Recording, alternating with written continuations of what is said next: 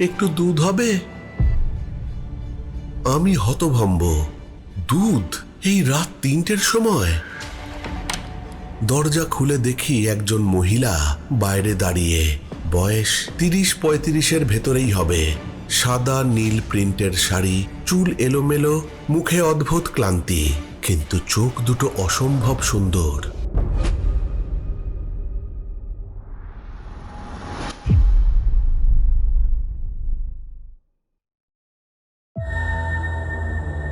প্রেত পক্ষ এখানে স্বাভাবিক একটি বিভ্রম। সকলকে স্বাগত জানাচ্ছি প্রেতপক্ষের 427 নম্বর এপিসোডে। আশা করি তোমরা সকলে সুস্থ আছো, ভালো আছো। আর আজকে শনিবার রাত 10টা বেজে গেছে। তোমরা সকলে হেডফোন কানে লাগিয়ে প্রস্তুত হয়ে গেছো ভয় পাওয়ার জন্যে। আজকের এপিসোডে রাখছি দুটো ঘটনা, তবে ঘটনাগুলো হয়তো একটু ছোট হতে পারে। প্রথম ঘটনা পাঠিয়েছে প্রণব চক্রবর্তী বেহালা থেকে, আর দ্বিতীয় ঘটনা যিনি পাঠিয়েছেন তিনি তার নাম প্রকাশে অনিচ্ছুক। বেশি দেরি না করে চলে যাচ্ছি আজকের প্রেতপক্ষের 427 নম্বর এপিসোডের প্রথম ঘটনায়। 2026 সালের সেপ্টেম্বর মাসের শেষ সপ্তাহ। আমি প্রণব চক্রবর্তী, পেশায় একটি বেসরকারি হাসপাতালের বায়োমেডিক্যাল ইঞ্জিনিয়ার। যন্ত্রপাতি খারাপ হলে রাত বিরেতে হাসপাতালে ছুটতে হয়। সেদিনও একটা জরুরি কল এসেছিল। অপারেশন থিয়েটারের একটা মনিটর হঠাৎ বিকল হয়ে গিয়েছিল। কাজ শেষ করতে করতে রাত প্রায় 2:30। হাসপাতাল থেকে বেরিয়ে দেখি চারিদিক ফাঁকা।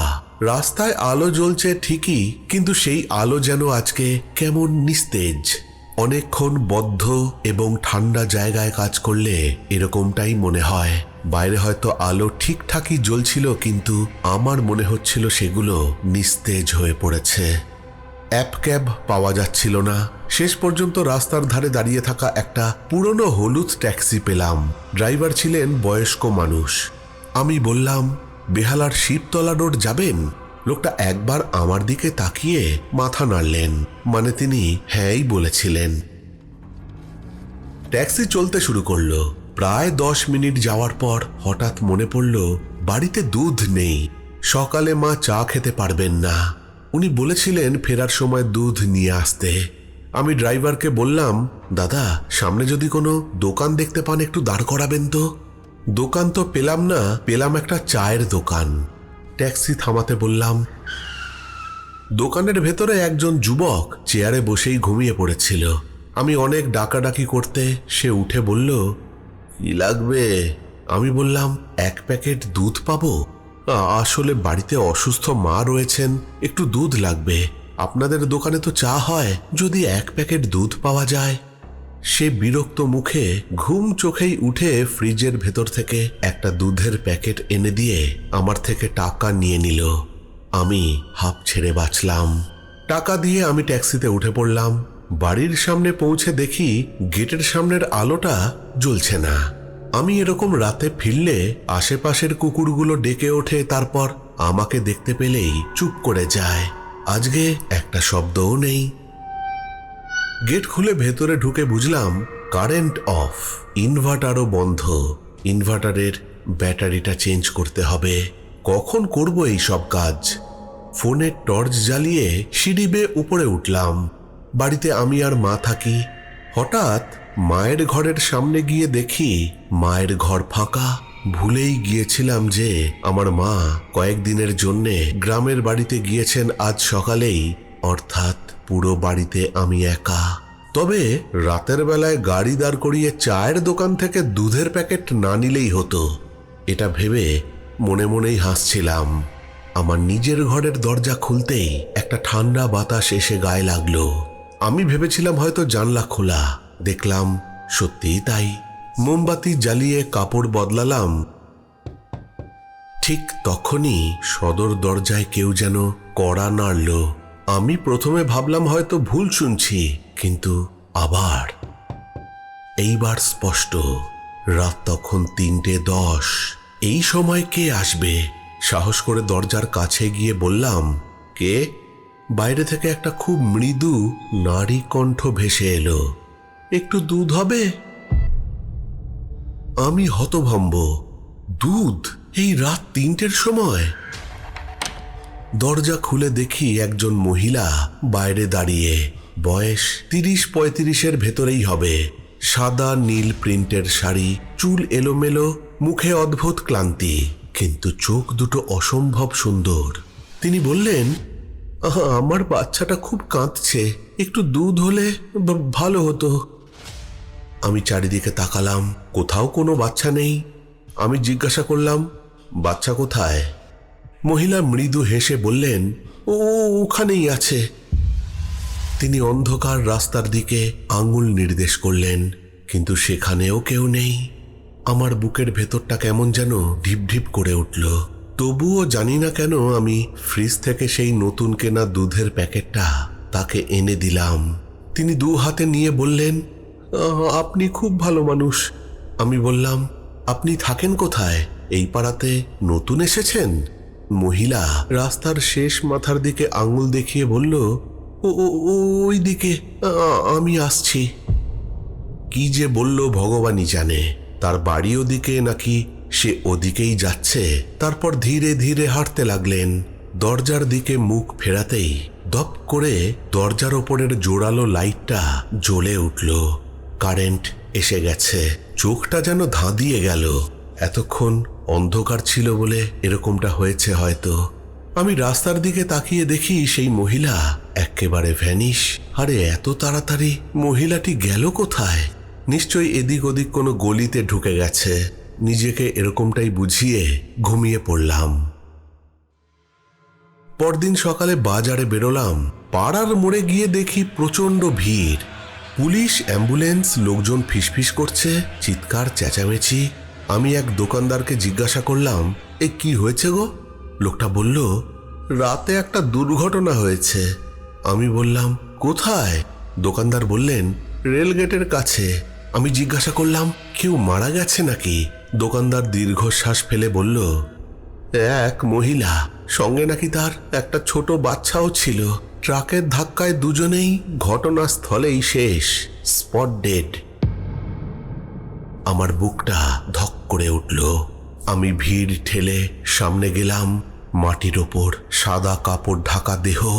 অনেকগুলো পুলিশের মধ্যে একজন পুলিশ কাপড়টা একটু সরাতেই আমার হাত থেকে বাজারের ব্যাগটা পড়ে গেল। সেই মুখ, এই মহিলা তো রাতে আমার বাড়ির দরজার সামনে দাঁড়িয়েছিল। একটুও ভুল হওয়ার নয়। আমি কাঁপতে কাঁপতে পিছিয়ে এলাম। ঠিক তখনই আমার পাশে দাঁড়িয়ে থাকা একজন বৃদ্ধ ভদ্রলোক, তাকে আমি চিনি। সেই বৃদ্ধ আমাকে বলল, জানো খোকা, খুব অদ্ভুত ঘটনা। এই মহিলা মৃত্যুর আগে কোথা থেকে একটা দুধের প্যাকেট নিয়ে এসেছিল ওর বাচ্চার জন্যে, কিন্তু সেই দুধ ওর আর খাওয়ানো হয়নি। সেই দুধের প্যাকেট ওদের মৃতদেহর পাশে ফাটা অবস্থায় পড়ে রয়েছে।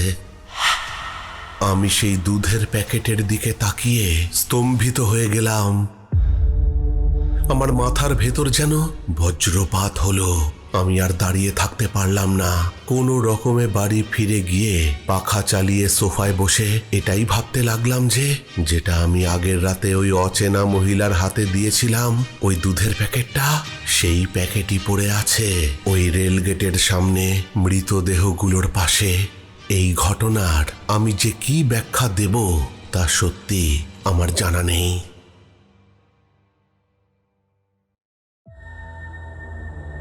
প্রেত পক্ষ এখানে স্বাভাবিক একটি বিভ্রম।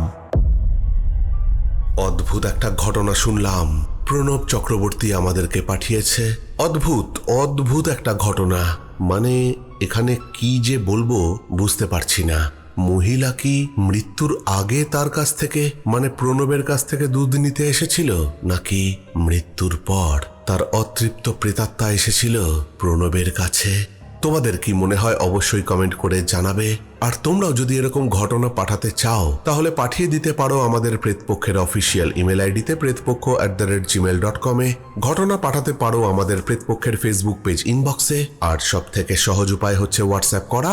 হোয়াটসঅ্যাপ নাম্বার হচ্ছে 9432129921। এখানে তোমরা ঘটনা টেক্সট বা ভয়েস করে পাঠিয়ে দিতে পারো। চলে যাব আজকের দ্বিতীয় ঘটনায়। দ্বিতীয় ঘটনা পাঠিয়েছেন যিনি, তিনি তার নাম প্রকাশে অনিচ্ছুক। এক ফোঁটাও দেরি না করে চলে যাচ্ছি আজকের প্রেতপক্ষের 427 নম্বর এপিসোডের দ্বিতীয় ঘটনায়। বিদেশের আকাশটা সেদিনও ধূসর ছিল। সারাদিন তুষারপাতের পর সন্ধ্যের আলোটুকুও যেন বরফের নিচে চাপা পড়ে গিয়েছিল। কানাডার টরন্টোর ছোট্ট অ্যাপার্টমেন্টের জানলার পাশে দাঁড়িয়ে এই দৃশ্যই দেখছিল ঈশানী। জানলার কাঁচে জমে থাকা বরফের ওপর আঙুল দিয়ে অকারণে দাগ কাটছিল সে। হঠাৎ কোথা থেকে যেন নাকে ভেসে এলো শিউলি ফুলের গন্ধ। শিউলি ফুলের গন্ধ এই বরফ ঢাকা দেশে অসম্ভব। গন্ধটা অবশ্য বাস্তবে ছিল না, ও জানতো সেটা শুধুই স্মৃতি। সঙ্গে সঙ্গে মনে পড়ে গেল নদিয়ার কৃষ্ণনগরের উপকণ্ঠে দাঁড়িয়ে থাকা তাদের 100 বছরের পুরনো বাড়িটার কথা। লাল মাটির উঠোন, আম গাছ, তুলসীতলা, আর ভোরবেলায় ঠাম্মির গলায় সোনাচণ্ডী পাঠ। 2 বছর হয়ে গেছে দেশে ফেরা হয়নি ঈশানীর। কিন্তু তখনই ঈশানী কফি বানানোর জন্য ভেতরে আসতেই দেখল তার ফোনটা বাজছে। স্ক্রিনে বাবার নাম। ফোন ধরতেই ওপাশ থেকে বাবার কাঁপা গলা ভেসে এলো। মা, তোর ঠাম্মির অবস্থা ভালো নয়, যদি পারিস একবার চলে আয়। ঈশানী আর দ্বিতীয়বার ভাবেনি। 4 দিন পর সে দাঁড়িয়েছিল নিজের সেই পুরনো বাড়ির সামনে। বাড়িটা যেন আরো বুড়িয়ে গেছে। দেয়ালে চুন খসে পড়েছে, কাঠের বারান্দা নুয়ে এসেছে, তবু বাড়িটা যেন ওকে চিনে ফেলল। দরজার কপাট ঠেলে ভেতরে ঢুকতেই সেই পরিচিত গন্ধ, পুরনো কাঠ, ধুনো আর বহু বছরের জমে থাকা স্মৃতি একসাথে ছেঁকে ধরল ঈশানীকে। ঠাম্মি তখন বিছানায়, চোখ দুটো প্রায় বন্ধ। ঈশানী কাছে যেতেই ঠাম্মি খুব কষ্ট করে হাত বাড়িয়ে দিলেন, বললেন, এসেছ দিদি ভাই? ঈশানীর চোখ ভিজে উঠল। বলল, হ্যাঁ ঠাম্মি। মনে রাখিস, মানুষ চলে যায়, কিন্তু যে ভালোবাসা একটা বাড়ির মধ্যে রেখে যায় সেটা কখনো মরে না। ঈশানী তখনও বুঝতে পারেনি এই কথাগুলোই ঠাম্মির শেষ কথা। পরদিন ভোরে ঠাম্মি চলে গেলেন। পুরো বাড়িটা যেন এক মুহূর্তে নিঃশ্বাস নেওয়া বন্ধ করে দিল। দিন কেটে গেল। শ্রাদ্ধের কাজ শেষ হতে না হতেই ফ্যামিলি মেম্বারদের মধ্যে শুরু হলো হিসেব নিকেশ। জ্যাঠা বললেন, এত বড় বাড়ি রেখে লাভ কি, বিক্রি করে দাও। কাকা বললেন, এখনকার দিনে কে সব সামলাবে? ঈশানীর বাবাও দীর্ঘশ্বাস ফেলে মাথা নাড়লেন, বললেন, বাস্তবটা তো ভাবতে হবে। এ বাড়ি মেনটেন করার ক্ষমতা আমাদের কারণ নেই। ঈশানীর বুকের ভেতরটা মোচড় দিয়ে উঠল। সে ধীরে বলল, না, এই বাড়ি বিক্রি হবে না। সবাই অবাক। জ্যাঠা হেসে বললেন, তুই তো বিদেশে থাকিস, বছরে একবার আসিস কি আসিস না, তুই রাখবি এই বাড়ি? ঈশানী শান্ত গলায় বলল, হ্যাঁ, আমি রাখবো। ঘরে আর কথা বাড়ল না, কিন্তু কেউই ওর সিদ্ধান্ত মেনে নিতে পারল না। 1 সপ্তাহ পরে সবাই চলে গেল। পুরো বাড়িতে তখন শুধু ঈশানী। কয়েকদিন পর তার ফ্লাইট। ঈশানীর বাবা মা বলেছিলেন যে তাদের সাথে কলকাতায় ফিরে যেতে, কিন্তু ঈশানী বলল যে 2 দিন সে এই বাড়িতে কাটিয়ে তারপর কলকাতা থেকে ফ্লাইট ধরবে। যেদিন সবাই চলে গেল, সারা বিকেল লাগেজ গোছাতে গোছাতে হঠাৎ ঈশানী শুনতে পেল দূর থেকে একটা হারমোনিয়ামের আওয়াজ ভেসে আসছে। ঈশানী থমকে দাঁড়ালো। এই বাড়িতে হারমোনিয়াম বাজাতেন শুধু ঠাম্মি। তিনি প্রতিদিন সন্ধ্যায় আগুনের পরশমণি গাইতেন, কিন্তু এখন কে বাজাচ্ছে? ব্যাপারটা তো অসম্ভব। তবু সুরটা ভেসে আসছে, খুব ধীরে, খুব স্পষ্ট। ঈশানী শব্দ অনুসরণ করে পৌঁছল পুরনো ঠাকুর ঘরের পাশের ছোট্ট সঙ্গীত ঘরে।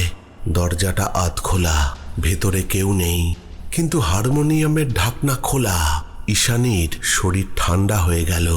সে এগিয়ে গিয়ে হারমোনিয়ামের ঢাকনা বন্ধ করতে যাবে, ঠিক তখনই চোখে পড়ল হারমোনিয়ামের নিচে একটা পুরনো কাপড়ে মোড়া ডায়েরি। ডায়েরিটা খুলতেই প্রথম পাতায় ঠাম্মির হাতের লেখা, যখন তুই এটা পড়বি তখন হয়তো আমি আর নেই। ঈশানীর হাত কেঁপে উঠল। পরের লাইন, এই বাড়ি ভাঙতে দিস না, আমি চোখ বুঝলে তোর বাবা কাকা জ্যাঠারা এই বাড়ি ভেঙে ফেলবে, না হয় বিক্রি করে দেবে। এখানে অনেক মানুষের স্বপ্ন বেঁচে আছে। বাড়ির উত্তর দিকের বন্ধ ঘরটা খুলে দেখিস। ব্যাস, আর কিছু লেখা নেই। ঈশানী জীবনে কখনো ওই ঘরে ঢোকেনি। চাবিটা ডায়েরির পাশেই রাখা ছিল। সেই দরজার সামনে গিয়ে বিশাল বড় একটা তালা। সেই তালা খুলে ঈশানী ভেতরে ঢুকে দেখে সেই ঘরের ভেতরে বড় বড় কাঠের আলমারি, ভাঙা বেঞ্চ, পুরনো ব্ল্যাকবোর্ড, শত শত বই। দেয়ালে একটা ছোট্ট বোর্ড টাঙানো, গ্রাম্য পাঠাগার। ঈশানী হতভম্ব। সে জানতই না যে ঠাম্মি একসময় গ্রামের ছেলে মেয়েদের পড়াতেন। ঈশানী দৌড়ে গিয়ে ডায়েরির পেছনের দিকের পাতাগুলো খুঁজতে লাগলো। কিছুটা শেষের দিকের একটা পাতায় লেখা রয়েছে, আমি চাই এই ঘরটা আবার বাচ্চাদের হাসিতে ভরে উঠুক। তুই যদি পারিস আমার অসমাপ্ত কাজটা শেষ করিস। ঈশানী সারা রাত ঘুমোতে পারল না। সেদিন রাতেই সে সিদ্ধান্ত নিল যে বিদেশে আর ফেরা নয়। অনেকেই ওকে পাগল বলেছিল। লাখ টাকার চাকরি ছেড়ে কেউ দেশে ফেরে? কিন্তু ঈশানী ফিরেছিল। 6 মাসের মধ্যে বাড়ির উত্তর দিকটা সংস্কার হলো, পুরনো পাঠাগার আবার খুলল, সঙ্গে শুরু হলো পড়ানোর ব্যবস্থা। প্রথমে 5 জন, তারপর 15, তারপর 50। 1 বছরের মধ্যে গ্রামের শতাধিক ছেলে মেয়ে সেখানে পড়তে শুরু করলো। পুরনো বাড়িটা আবার বেঁচে উঠল। তবু একটা ঘটনা আজও ঈশানীকে মাঝে মাঝে ভাবিয়ে তোলে। ঠিক রাত 8টা বাজতেই ঈশানী শুনতে পায় হারমোনিয়ামের শব্দ। সেই সঙ্গীত ঘর থেকে আসছে। আজও গ্রামের মানুষ বলে সন্ধ্যের পর যদি ওই পুরনো বাড়ির সামনে কেউ দাঁড়ায় তাহলে সেও শুনতে পাবে সেই হারমোনিয়ামের শব্দ, কিন্তু খুব আস্তে। অনেকে বলে ওটা বাতাসের শব্দ, অনেকে বলে মনের ভুল, কিন্তু ঈশানী জানে যে সেটা তার ঠাম্মির শেষ ইচ্ছের সুর। যে মানুষ নিজের জীবন দিয়ে অন্যের ভবিষ্যৎ গড়ে দেয় সে মৃত্যুর পরেও হারিয়ে যায় না। সে বেঁচে থাকে তার অসমাপ্ত কাজের মধ্যে। আর কোনো কোনো রাতে সেই কাজের পাহারা দিতেই হয়তো সে ফিরে আসে।